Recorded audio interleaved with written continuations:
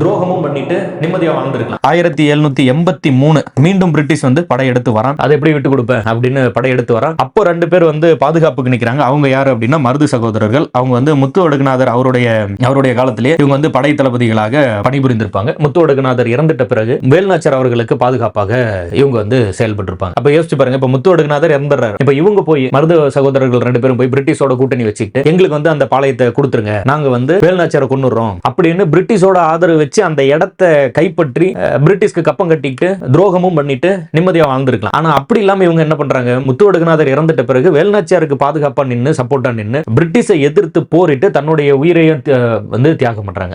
அந்த அவங்க என்ன சூஸ் பண்றாங்க, எந்த பக்கம் நிக்கிறாங்க அப்படிங்கறத புரிஞ்சு படிங்க. நிறைய வரலாறு இருக்கு. அந்த மன்னனோ அல்லது அங்க இருக்கக்கூடிய அரசனோ பாளையக்காரரோ இறந்துட்ட பிறகு அவருக்கு அடுத்த கட்டத்தில் இருந்த நபர்கள் ஓடி போய் பிரிட்டிஷோட கூட்டணி வச்சுக்கிட்டு அவரோட குடும்பத்தில் இருக்கவங்க எல்லாத்தையும் நாடு கடத்துறது இல்ல சிறையில் போறது அந்த மாதிரி பண்ணிட்டு அந்த பகுதியை தான் வாங்கிட்டு பிரிட்டிஷ்க்கு கப்பம் கட்டிட்டு ஓகே நான் அரசன் ஆயிட்டேன் அப்படின்னு வாழ்ந்த கதைகள் உண்டு, இங்கே உண்டு. அதெல்லாம் நம்ம மென்ஷன் பண்ண வேண்டாம். பட் புத்தகத்தில் என்ன இருக்கு அந்த பாயிண்ட் ஆஃப் வியூல போயிடலாம். பட் இப்போதைக்கு இதுல நம்ம என்ன படிக்கிறோம் அப்படின்னா மருது சகோதரர்கள் பாருங்க தாராளமா அந்த மாதிரி பண்ணிருக்கலாம். முத்து ஒடுக்குநாதர் இறந்துட்டாங்க, இவங்க போய் பிரிட்டிஷோட கூட்டணி வச்சுட்டு ஒரு மாதிரி நல்ல 50-100 வருஷம் வாழ்ந்திருக்கலாம். அந்த மாதிரி இல்லாம அடுத்து வந்து நம்ம நாட்டுக்காக நம்ம பக்கம் நிக்கிறாங்க. ஈவன் கடைசியா நம்ம படிப்போம் தென்னிந்திய கூட்டணி அப்படின்னு ஒன்று கிரியேட் பண்ணது, அந்த வரலாறு எல்லாம் படிப்போம்.